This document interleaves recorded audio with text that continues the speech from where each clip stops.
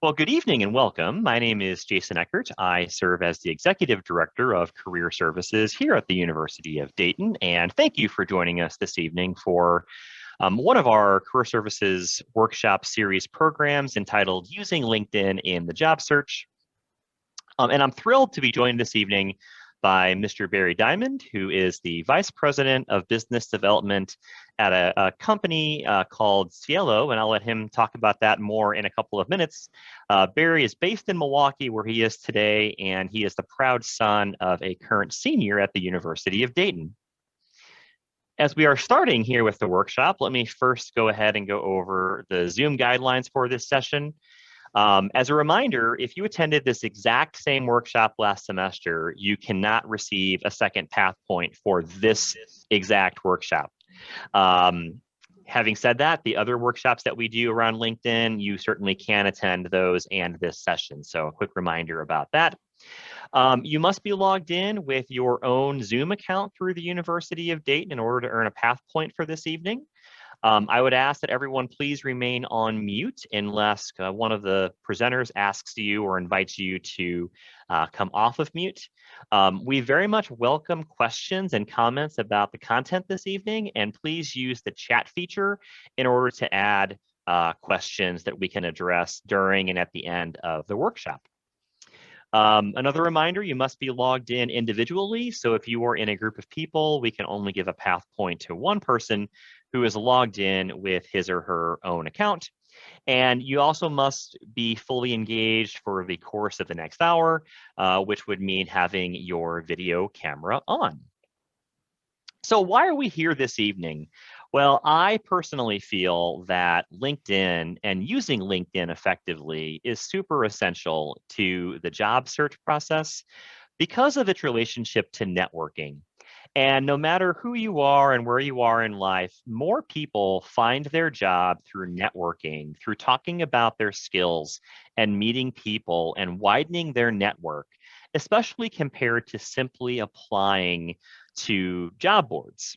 And we'll talk more about that in a second. So LinkedIn is one essential way that you can really engage in networking and meet more people who are in your field, in your industry, find our alumni, and ultimately open doors for you and yourself.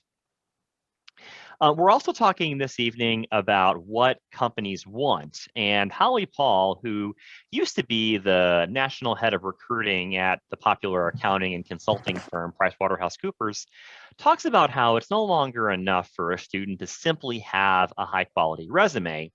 You now need a positive online presence.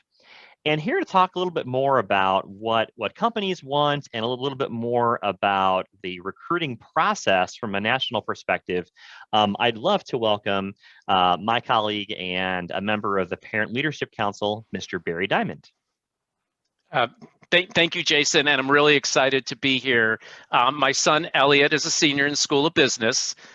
He's graduating this May, and next year he will be in the Masters of Business Analytics program. So he will be back in Dayton next year. So if you see Elliot or meet Elliot, you can tell him you've met his dad. I could take a poll in the chat and say how many people know Elliot. So feel free in the chat if you know Elliot to say, I know Elliot. I know Elliot. You do know Elliot? Okay, because he's told me he's very popular, so this will be proof if he is. I know Elliot too. Excellent, excellent. He's great. I would agree. You know what? I'm getting a few I don't know him, but all my boys. So I'm the father of 3 boys, and Elliot is our middle son. He went to Marquette High School. Our younger son goes to Marquette High School in Milwaukee. So for those of you who know Milwaukee, we've been in the Catholic school education system for a long, long time. So I work at a company called Cielo, and Cielo is in an industry called recruitment process outsourcing. So you may think that a lot of companies do their own recruiting. Well, in fact, a lot of companies actually outsource the function to a third party. You would actually never know that that other people are doing it, because when we're doing those functions, we are advertising under that company. Our recruiters are identifying themselves as a recruiter from McKesson or Waste Management or one of those organizations. So in fact, though, they have hired a third party. Why did they do that? Is because if a company's hiring 5,000 people, they can leverage the fact that a company like Cielo, when they aggregate all of their clients, is doing over 160,000 hires a year for our clients globally. So we have better access to technology. We have an employment branding team that works with our clients. So there's a lot of reasons why organizations do that. My role in the organization is around business development. So I talk to a lot of companies and I share with them, what they need to be doing, what they need to be thinking about, and what's going on in the marketplace. And then obviously how Cielo can help them. What I thought would be really interesting for you guys is if you understand what they're looking at, maybe you can flip that around so you can use that to your advantage in the job search. So if we could go to the next slide, and this is a slide when we should be moving. It will be moving. So one of the things that I tell companies when they're recruiting, when they're out in the marketplace, and you guys fall under the candidate circle, and there's company A and company B, is companies need to recruit people who value what they offer. So if you want work-life balance, if a company offers work-life balance and candidates value that, they should be promoting that. If a company pays more than their competition and candidates want the biggest salary or wage, they should be promoting that. And that's called the value wedge. So what I tell Elliot and my other son, Sam, who's a year older than Elliot, is when you're trying to figure out where you want to work, it's really important for you to say, what do I value in an employer? Because there are a lot of employers who offer all the same things. So, whether they're all offering the same starting wage and the benefits are similar. And if that's really the case, it's hard to decide. But if you say, these are the things that I value, I want to work at an inclusive company. I want to work at a company that has work-life balance, that has a great reputation, that has a strong value proposition or great reputation in the marketplace. And you do that, you can actually go out and find those companies and target your search to those. So if we flip it from companies should find what the candidate values and promote it to them, let's flip it and say, you need to find out what you value when you're in the job search and go out and find those companies through your research. And unfortunately, a lot of companies don't think about this, and they just, smatter their job postings wherever, and they get a lot of people applying who may or may not be interested in their company. But you can really target your search and make it of greater value. And then the next slide is, I'm going to share some market data with you that's really interesting. And I have to pause while we move slides. And first, I'll go through the 5 data points on here. So the top 3 sources of hire are referral, professional network, and in the internal candidate. The next one is 17% of the population, their only access to the internet, which means their only access to a job is through their mobile device. Half of US job seekers say they turned down a job because it was a bad experience. 2 out of 5 candidates across all job levels, so from professional to hourly, are ghosting their interview. That means that they don't show up to their interview and they don't even call to let somebody know that they're not going to show up.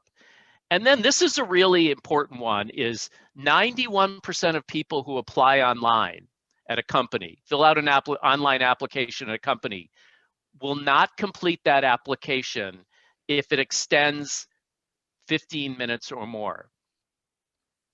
So let's think about that. So one, I talk to a lot of companies about this because they're not doing things mobile, their application process is too long, it's a terrible experience. for the candidate, and we talk about how can we fix this? You know, how can we make things an easier, engaging experience for the candidate? And some companies get it, and some companies are working towards it. But in the meantime, if you think about how can you use this to your advantage, think about the fact that if 100 people, and you're one of those 100 people, apply for a job online, at the end of that process, if it takes more than 15 minutes, there's only 9 of you left. So do you want to be one of those 9 people? So, I mean, part of it is yes, it's a bad process, and yes, it's not a great experience, but think about how you can increase your chances if you are the one who sticks with the process, because most people will not complete that online application. And I think that that's really, really an important thing. The other thing is, yeah, like it's hard sometimes to show up for an interview. But instead of ghosting that interview, not showing up, not calling, try to reschedule it. You know, take the extra effort and make that call and talk to that recruiter or that hiring manager and do that. And then the other one I'll say is, if you, and this really ties into what Jason is going to share with you with LinkedIn, is most people get hired by referrals and their network. And LinkedIn is one way to increase your network. And so when you think about how you're going to meet and connect with people, and who, not only who you know, who your friends know, who your parents know, who your former employers know, who your teachers know, that networking is going to be critical as you guys go out and start looking for jobs. So yes, it is absolutely true that most jobs are not posted.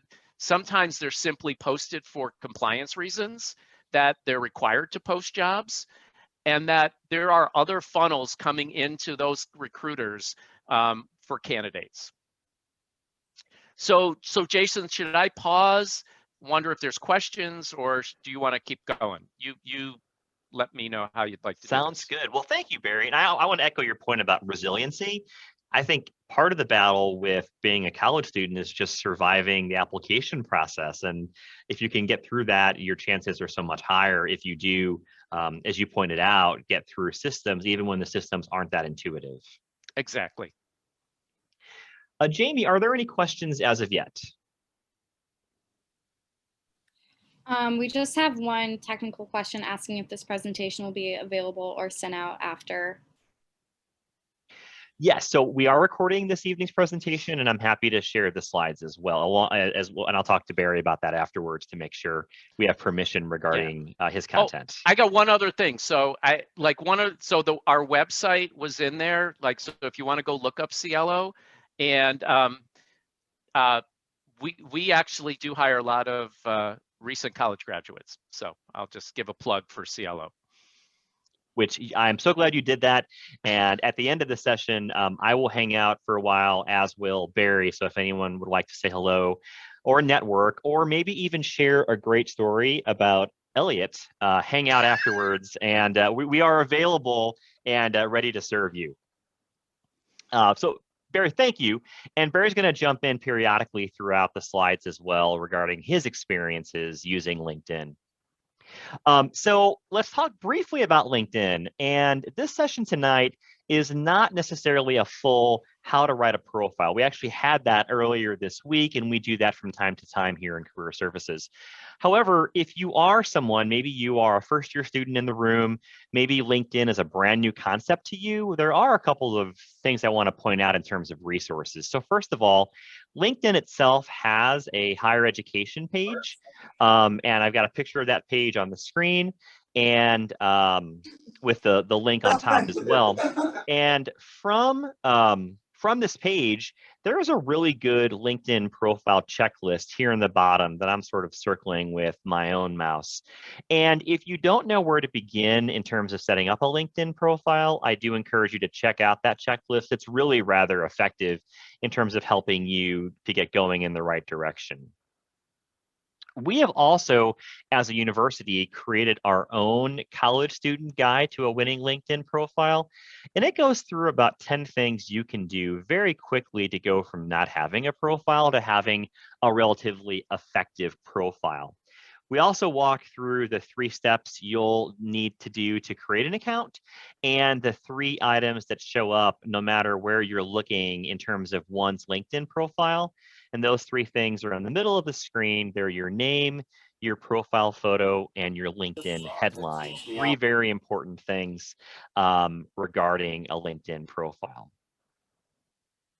So a brief reminder about how LinkedIn works. And so I've had the pleasure of connecting with Barry, just to give an example, on LinkedIn. So imagine for a moment, this is me and this, which is of course the most dapper, handsome looking of all these little drawings. This is Barry. So Barry and I are connected in LinkedIn, so we would be considered first degree connections. Sometimes in Instagram and Snapchat, we may use terms like connections or friends. I like to use the phrase professional connections in LinkedIn. All of Barry's connections are represented by the people in this outer row. Those would be Barry's first degree connections, and they would therefore become my second degree connections. Now, typically, you can see pretty good information about people who are, of course, in your own first degree, as well as those who are in your second degree of connection. You can also see limited data for people who were in this outer row, which would be representing our third degree of connection. So Barry's second degree contacts would become my third degree contacts. I have floating out here on the right side LinkedIn groups, and you can also see the other members of a group in LinkedIn when you're in a group. And I'll talk about groups in a little while, but it is an effective networking strategy to join groups that are connected to your major and your industry within LinkedIn. And in fact, many student groups, many sororities, fraternities have their own national chapters that have LinkedIn groups that you can look into joining. And Jamie, feel free to interrupt if any of the questions are relevant or things that can add to the quality of the conversation. Sometimes people come to me and they're a little bit skeptical regarding LinkedIn. So I pulled up some stats as of the end of last month, as of January, some global numbers. So as of the end of January, there were approximately 722 million global users of LinkedIn. And of those, 174 million, give or take, are located here in the US. There are people in 200 countries that use LinkedIn, and in fact, over 3 out of 4 users are actually located abroad as opposed to in the US. According to LinkedIn's own research arm, adding a professional photo to your profile makes you 14 times more likely to be found in a LinkedIn search. I also think it really helps make you more authentic, and it can prove to a recruiter that you're not a bot, you're a real person using LinkedIn. The average user of LinkedIn has 400 connections, and that can seem like a lot if you're starting tonight, but those can add up pretty quickly. Over 70% of the US workforce uses LinkedIn, so it's certainly a common way that recruiters are sourcing talent and a common way that employees are networking and meeting people.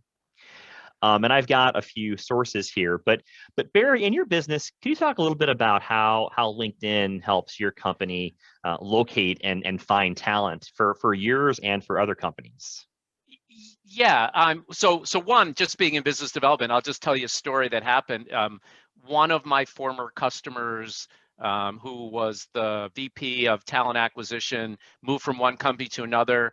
And I just got a LinkedIn from him saying, Barry, I just moved to Genesis Healthcare in Philadelphia. I lost your email address, and this is the only way I could connect with you.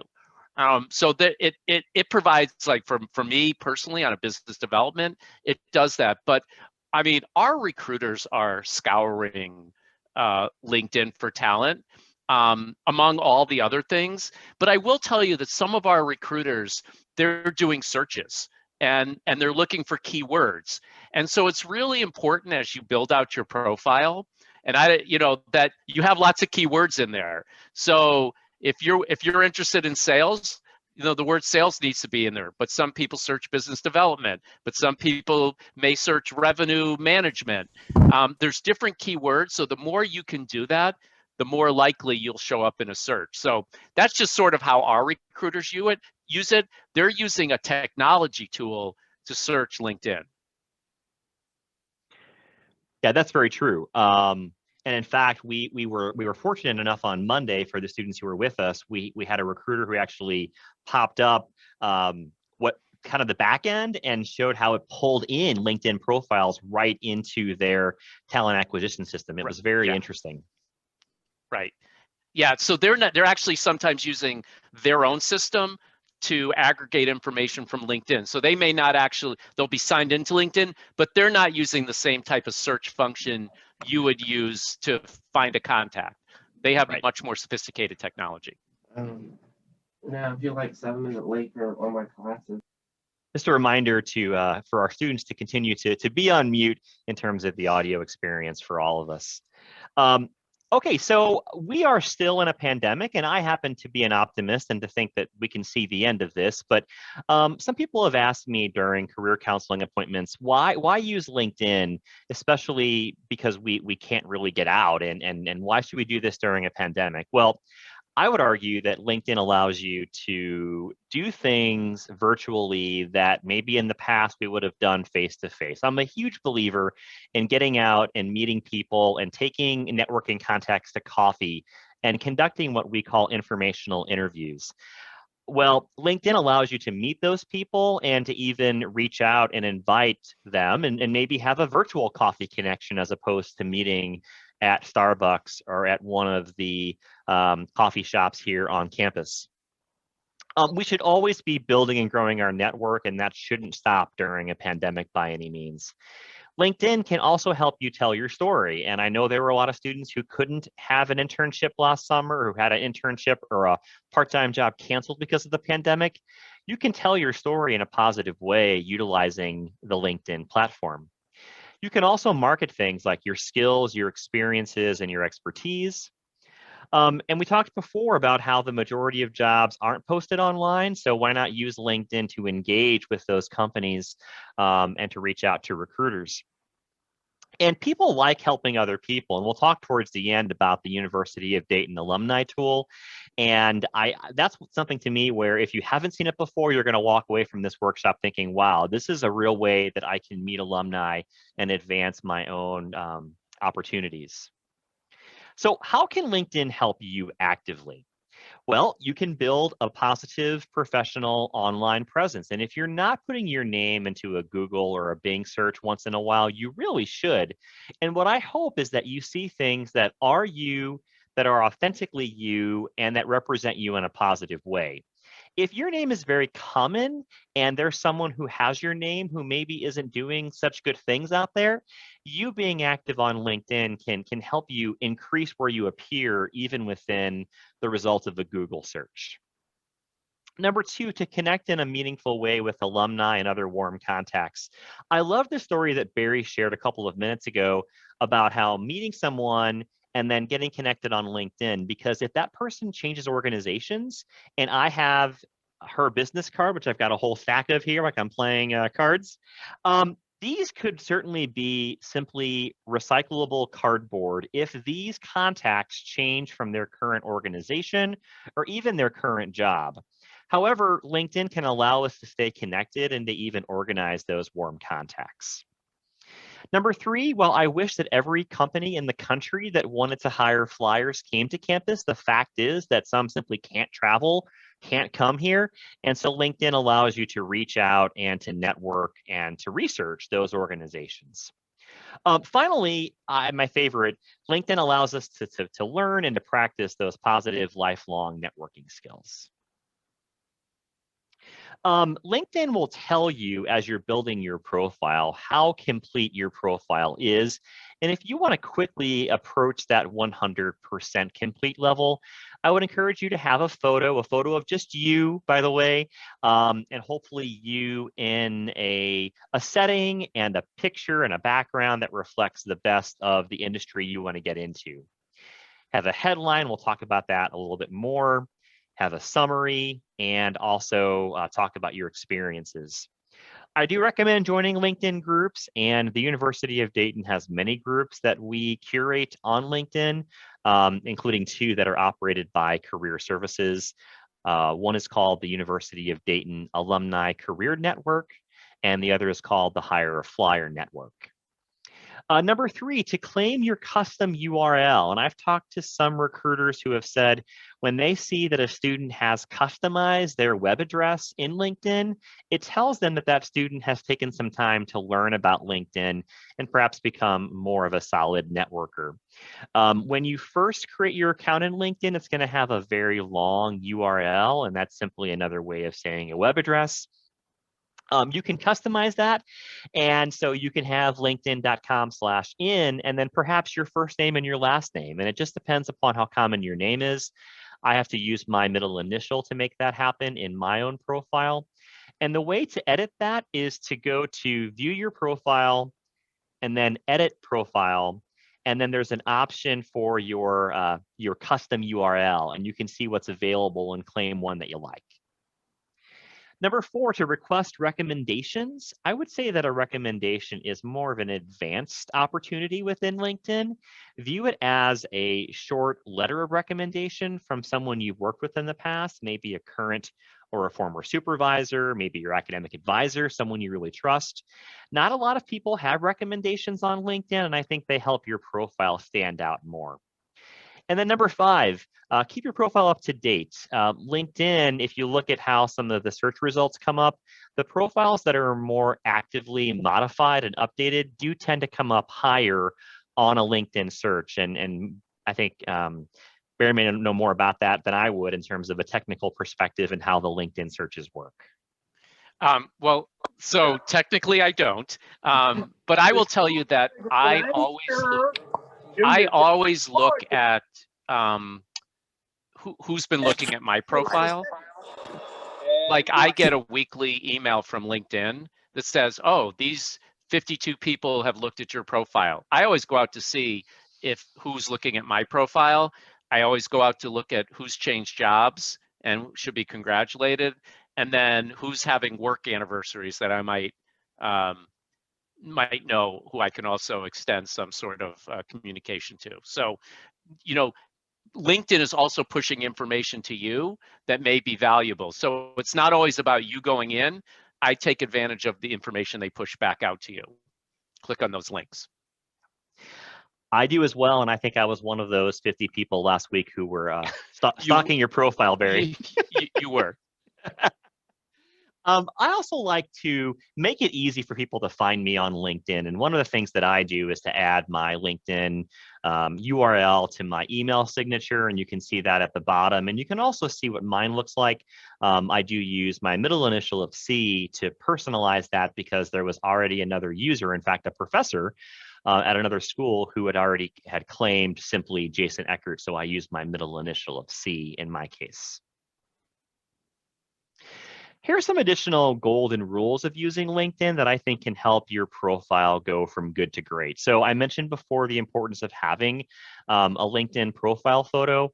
It should be professional and it should be of you alone. Now, typically Career Services has 3 to 5 events per year where we bring in photographers to take your picture for LinkedIn and other social media sites. That hasn't been possible this spring because of the pandemic, but we're going to be bringing that back during the fall semester. So look for more chances to have your picture taken. Having said that, it could simply be a nice picture taken on your smartphone. I would just encourage it to be just you and not you in a group, and try to avoid that picture where it's like you and your fraternity formal and your arm is like this because you've edited out someone who was your date. So have it be just you, a nice torso picture. Your headline is very important in LinkedIn. It's one of the things that's seen everywhere in your profile, and it should contain your area of study and or your career ambition, in my opinion, although you can get creative. And I've got a slide coming up with more information on headlines. Your keyword-rich summary, which includes more about you, your background. I talk more about the summary here coming up as well. Know that LinkedIn normally displays the top 3 lines of your summary, sometimes called the About Me section on LinkedIn. And if you go longer than that, it's fine, but that a user would have to click a button to show more information. LinkedIn does have the ability for you to display your volunteer activities, your co-curriculars, your internships clearly. Know that employers value you for more than simply what you've been paid to do. So use LinkedIn to highlight those things. And as a reminder, you can have recommendations from supervisors and faculty and advisors on campus. So I mentioned the headline. To me, it's super important. And last fall, right around Thanksgiving, LinkedIn increased the character count. So you have more room. It used to be 120. Actually, now it's 230 characters. That's actually a typo on my end.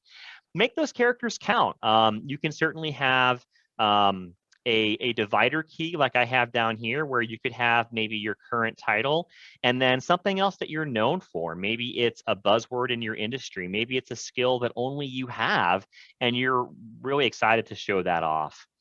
Your headline is one of the most visible aspects of your profile, and you can include your job title, but I think you can include even more. And I want to ask Barry, what are some best practices to you in terms of some creative things you've seen candidates do in terms of using that real estate that is the LinkedIn headline? So I will tell you, just going back to the picture thing, I've actually heard recruiters say things about people's pictures and when they are unprofessional. So I will just emphasize again, be professional in your picture, in your headshot. It's important. So it's really interesting with the headline. So I think that you don't want to be too you don't want to be too out there. There's a line between making it really interesting and making it bizarre. I think interesting is great. I think sometimes, bizarre can be a turnoff. So don't always look at it from your perspective. Think about the person who may be reading it. I also know a lot of people who rotate their headlines, that they don't just keep the same headline for, and I think it goes to updating your information. There are people who are constantly testing out new headlines and seeing if they get better responses to different headlines. So I guess trial and error might be a good way to approach it. No, I agree. And if you're a job seeker, and by the way, as a college student, really all of us are job seekers, I think that makes a ton of sense. So you may notice that LinkedIn has actually 2 photo opportunities. There's also this background image, and LinkedIn has a default. It used to be a series of connected dots, and now it's sort of like a tricolor, almost like a flag look to it. I would encourage you to customize that background image. I think it makes your profile look better to a recruiter or someone visiting your sites. And here are 3 examples of real people that I've met that I really admire what they've done. I say recently, about a year and a half ago, I visited our alumni chapter down in Louisville, Kentucky, and the leader of the Louisville alumni community showed me that she's taken some of her own writing and put that writing into a word cloud generating program, a word art generating program like Wordle.net. And she used that as her background image on LinkedIn. I thought that was pretty impressive. And a lot of this represents what she is in terms of her art background and her skills as well. You can also see one of our alums who works in social media within the healthcare setting, and she had crafted this image that had some of the networks she works with, as well as a medical image that really represented her own career path. And then this is actually mine, so I guess I'm being a little bit braggadocious here, but I like this image of campus kind of representing St. Joe's, part of St. Mary's, the chapel, Albert Emanuel, and I'm proud of being a flyer, and this I think looks really nice on my own LinkedIn background. So here are a few additional profile tips that you might find interesting. So I mentioned before that summary, it only displays 3 lines before it requires the visitor to click show more. I did a count one day and it was 224 characters before that goes onto a 4th line. So when you're writing, think about having that about me section read like your own newspaper headline where you only have so many characters before someone might have to turn the page. You can write in the 1st or 3rd person in that about me section, but I personally have a preference for the 1st person. What do you think, Barry? Do you prefer to read in that 1st person? Yeah, absolutely. But yeah, actually, I find the 3rd person stuff sort of a turn off, odd. I think the 1st person is always best, and I talk to recruiters about it, and almost universally recruiters prefer 1st person when they're reading that. I think I'm going to update my slide in the future. Sometimes you'll see really top executives where someone's written their profile and then it's sort of, Mr. Yeah. Diamond has done A, B, and C, and it's, in that 3rd person perspective. I think you can use LinkedIn like a portfolio. So why not add rich media content to your profile? Add a class presentation, add a PDF file.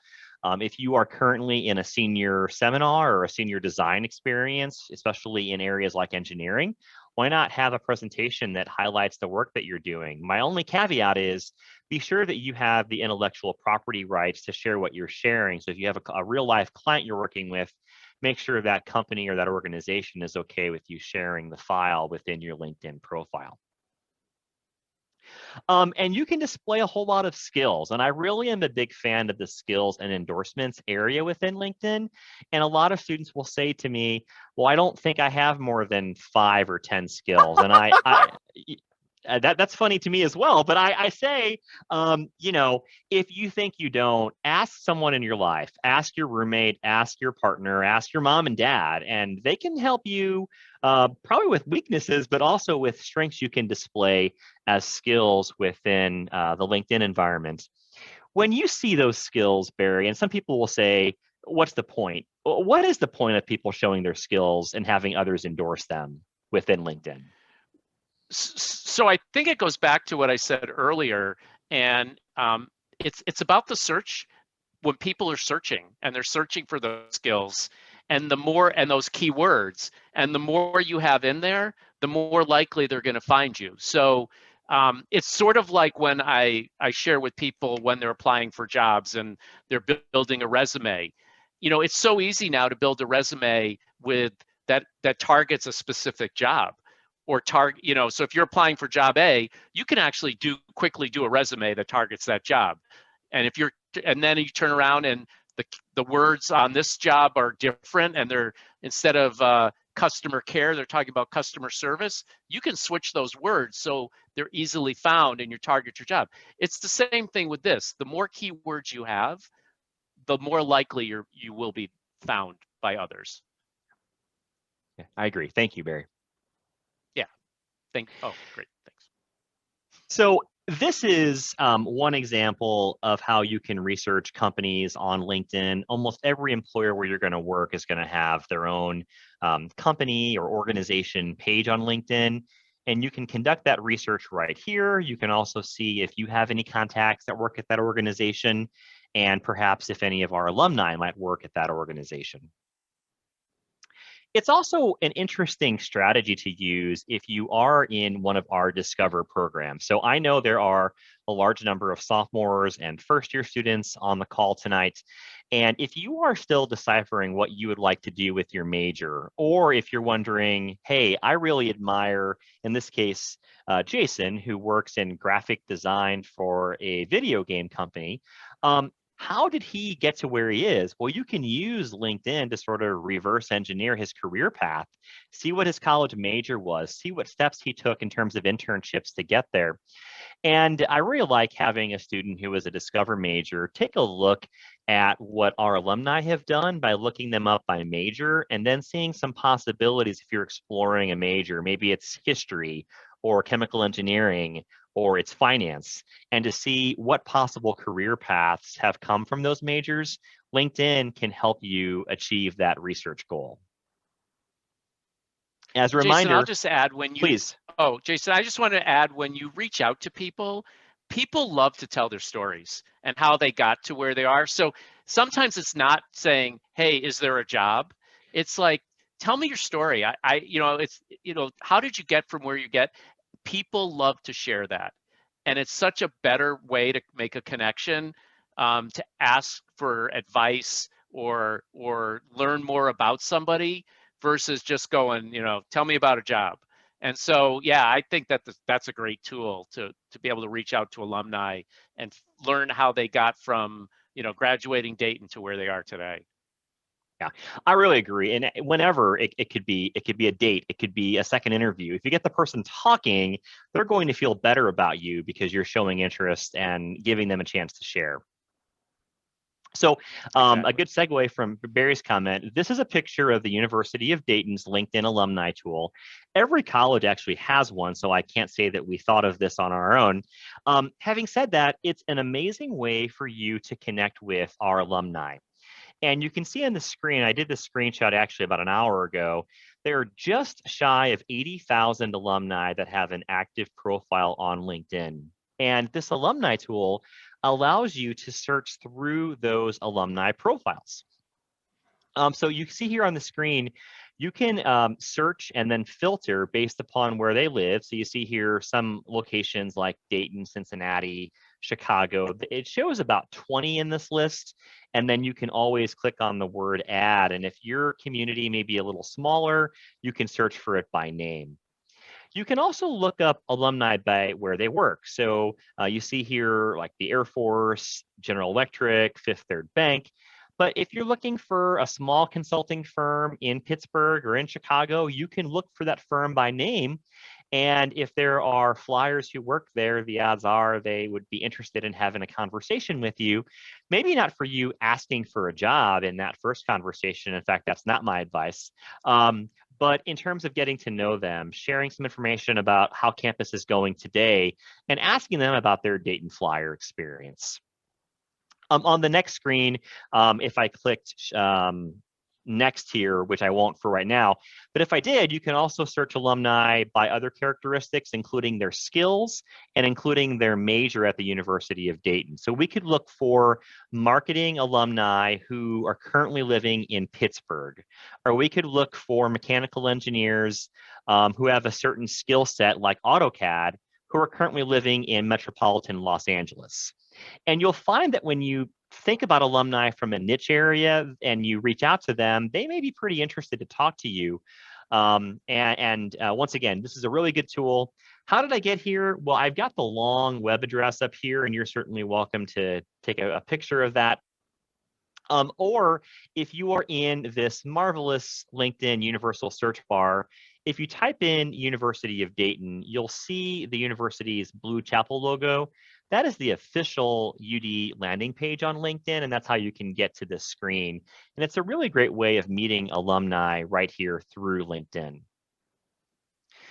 Barry and I were talking about some job boards before the call began this evening, and certainly there are good ones out there like Indeed.com, but LinkedIn itself is also a job board. Now, it's not going to be as robust as some of the larger ones, but they do tend to specialize in entry-level jobs and internships, and so you can use LinkedIn to look for positions right from the LinkedIn platform.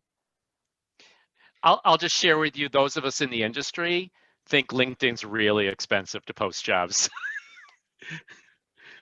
We're always complaining about how expensive it is. That is interesting.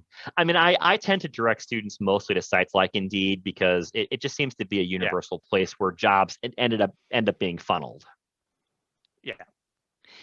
So speaking of Indeed, I also like telling our job seekers, our students, our alumni, to combine resources. So for example, if you look at a posting on Indeed, or if you look at a job posting on our own Handshake system, why not go into LinkedIn and to see if you have any contacts who already work at that organization, or to see if there are any alumni who are currently at that organization. If you find that there are 10 alumni who work for a dream company of yours in the city of Philadelphia, why not reach out to all 10 of them? And as long as you are polite and you don't ask for too much in that initial correspondence, you can really help your networking chances by targeting organizations. And like I say here, combining a resource like Indeed or like the jobs you see in Handshake with networking contacts that you can find in LinkedIn. Here are a few additional tips. And as a reminder, we'd love to see some more questions come in. I know that Jamie from our team is also fielding questions. And please feel free to use that chat feature here within Zoom. So we mentioned this before a little bit, and I appreciate Barry's guidance on this in terms of the keyword concept, but do include skills. And by the way, it's nice to endorse other people for their skills. So if you are listening tonight and one of the speakers has some skills, it can be kind of fun to click on someone and endorse them, and they may well kind of reciprocate and endorse you for some of the skills that you have. Make your headline count. I kind of like the idea that Barry shared about mixing it up and changing it from time to time, but certainly make the characters in your headline count. Follow target companies. If you have an interview coming up with an organization, why not follow them in LinkedIn? If they're doing some research on you in the platform, they may see that you're following that company. They can actually, from my understanding, even do a search on people that do follow them. So it certainly can't hurt to have that following connection there on your profile. And the same is true for nonprofits and causes and colleges and the like through a LinkedIn profile. Ask to be introduced. If there's someone you're close to and you see that they are a first-degree connection with someone, why not ask them to introduce you? It might increase the chances that someone might accept a connection request, or they could even introduce you in the real world through an email, for example. This is someone to be careful on, and I welcome Barry's thoughts, but if you know the name of the person interviewing you coming up next week, why not look up their LinkedIn profile, get to know them a little bit, see the college they went to, see some of their own skills. And you don't want to creep them out during the interview, but having that secondary knowledge can always be helpful during the interview. Barry, you're laughing. Any thoughts there? Oh, I have people who I'll interview, and so I'm not a Dayton grad. I went to the University of Connecticut, and they'll start talking about Husky basketball and Gino Auriemma, and it's like, oh, you're on my LinkedIn profile. You know, you're you know everything about University of Connecticut basketball. Yeah, so I mean there's a line that you don't want to cross, but you can learn something. So you may learn that they're they were originally from Milwaukee, and you live in Milwaukee, so and it'll come up in natural conversation. Yeah, that's I agree. always And the best. That fine line between background knowledge versus creepy stalking is one to be aware of when you're doing this. So this connects with a comment that Barry made earlier about making a plea to someone's common background. And I think whenever you're reaching out to someone that you don't know, you should always personalize that connection request. You can see a sample of this of one that I did after a workshop in the not too distant past. I don't have a statistic on this, and I wish that I did, and I wish LinkedIn published this, but my own theory is that you are probably 3 or 4 times more likely to be accepted by a connection request if you personalize by writing a paragraph versus simply having LinkedIn send the generic connection request of I'd like to connect with you on LinkedIn. If you explain that you're reaching out because of a common background, a common university where they're an alum, you're a current student, maybe it's a similar interest or a group you're in, I think the person is far more likely to accept you as opposed to not personalizing that connection request. Another site that is very similar to LinkedIn that we encourage our students to get involved with is called Flyer Connection. And the website to Flyer Connection is simply Flyer Connection followed by the UDayton web address. And maybe I could ask Jamie to put that into the chat, the Flyer Connection web address. Flyer Connection is like LinkedIn, but internal only to alumni and to students. And the difference between Flyer Connection and LinkedIn is that the alumni who are in Flyer Connection are super eager to meet you and to answer career-related questions. And you can search Flyer Connection by industry, by geography, and even by company name, just like you can in LinkedIn. It's a lot smaller right now than LinkedIn. While there are some 80,000 alumni in LinkedIn, there are maybe 2,500 right now in Flyer Connection. But if you're looking to get involved with alumni networking, it's a really good place to be. And thanks, Jamie. She just put the link in the chat, so you could certainly click on that. In fact, Flyer Connection allows you to create your account quickly from your University of Dayton profile, as well as from your LinkedIn profile. So you could be up and running in Flyer Connection in a matter of minutes. It is powered by a very cool national company called People Grove, and we're very excited about our partnership in its second year now with People Grove for Flyer Connection. And I'll just mention, there are other, so you mentioned that is similar to LinkedIn. There's a place called, a site called Rally Point, where veterans, it's like the LinkedIn for veterans. So, you know, the more research you do, the more different networking sites you can be on. No, I agree. And I think there are some niche sites by industry, and certainly that's true for some in the tech industry. There's one for engineers. I think LinkedIn tends to be a really good group one, but do your homework. And if your industry or your affinity group has their own networking site, absolutely get engaged with that. Like always, we very much welcome feedback on our workshops. And this is my adorable puppy, Bucky, there on the left by one of our fall roses. And Bucky would love some feedback as well. So if you don't mind giving us just some really quick feedback on tonight's workshop, on our content, I put the link in the chat as well, or you can also use your smartphone and take a picture of the QR code there. 3 quick questions.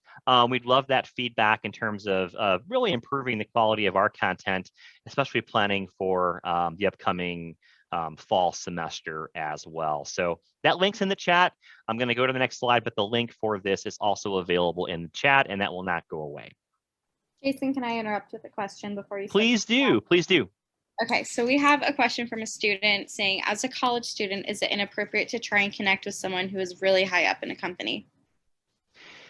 Barry, would you mind taking a first attempt at that? Personally, I think the answer is you should try to link in with whoever you want to link in with. I see no problem with it. Yeah, I think you should go for it. I think it shows a level of confidence you may have in yourself. I think a lot of people would be afraid or shy away from that. So if that's your personality and that's really, you have the confidence to do it, go for it. Absolutely. I really agree with Barry's comments. There are CEOs who will forward a connection request to the HR department and say, would you mind taking a look at this resume? And it certainly can't hurt.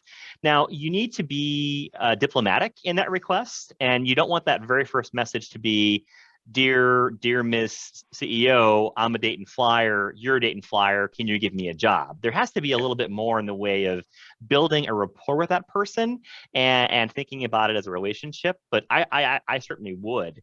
I think there's nothing wrong with that, especially if you keep kind of appropriateness of networking in mind. Thanks for the question. Has anyone sent me a LinkedIn request yet during the time we've been on? I don't know. I don't know if I've gotten any. I can check my phone. I don't think I've gotten any yet.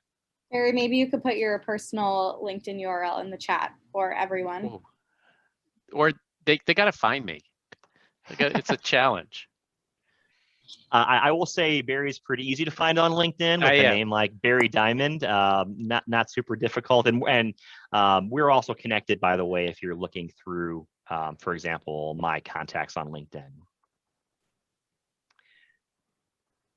Okay, so we welcome other questions. I think I'm down to a slide here, and so I'll put up the last slide. So speaking of contacting Barry, I also want to thank Barry because in addition to his leadership role with Cielo, He's also a member of the University of Dayton Parent Leadership Council. So Barry, thank you for your work on that council. And it's a really important group, if our students don't know, where parents give feedback to some of our senior leaders on campus, including President Spina.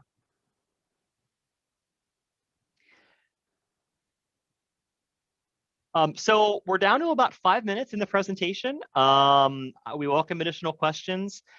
Barry, as we're kind of wrapping up this evening, do you have any final thoughts to share related to some of the company information we started with, or final thoughts on using LinkedIn in the job hunt? Well, so my final thought is I am waiting for when Dayton plays Connecticut in basketball. Can you make that happen? Can we have a game that I can sit with Elliot and we can watch the Flyers play the Huskies? That is my dream right now, that there's a game between our two schools. So I am our liaison to our student athletes on campus, so Okay. I can make a call. It may not get answered. You know, we did play UConn in women's basketball about 3 years ago, and that was a great game. I think it was the Sweet 16 or the Elite Eight in the women's tournament, and it was a game until the fourth quarter. I saw that game. Yeah. But what was your question again? What did you actually ask me to talk about? And kind of final thoughts for our students related to either some of the company data you shared early on about applications, or a final thought about utilizing LinkedIn in the job hunt. I think that in this market, perseverance is really important. So that would be my final thought is focus on perseverance. Stick with that application. My phone is beeping here. Sorry about that. You know, stick with it. Be one of the 9% who finishes the application. Be the one who shows up to the interview. Be the one who makes more connections than other people. That's really the key in the market, and you'll stand out. Super quick follow-up, Barry. We talked about this on the phone one-on-one last week. You and I both think that the job market's improving. Can you share maybe just 30 seconds on your thought about the next 4 months? Yeah, so, you know, being in business development, talking to companies that are hiring, watching our current clients. I mean, we have more openings for our clients than we've had in the history of our company in North America. So obviously companies are hiring. And then from a sales standpoint, you know, I work with a lot of companies that work with restaurants and retailers, and they feel like this summer there will be enough vaccines out there, enough herd immunity, that the weather will be nicer, that restaurants will be open, that more people will be able to go to shopping malls, or, you know, out and about and use recreational facilities, and hotels will start to have greater occupancy. And so because they feel that's going to happen in June, July, August, they are already building out workforce plans and hiring plans to accommodate that increased hiring come the summertime. Yeah, I am also encouraged from some things that I'm hearing and seeing. And if you are worried about the job market because of the pandemic, my advice is to jump in with 2 feet, begin to make things happen, apply, network, and make this summer count. If you're a first-year student, a sophomore, try to find a meaningful job, find an internship for this summer. It's certainly going to help. And I think much better times are ahead.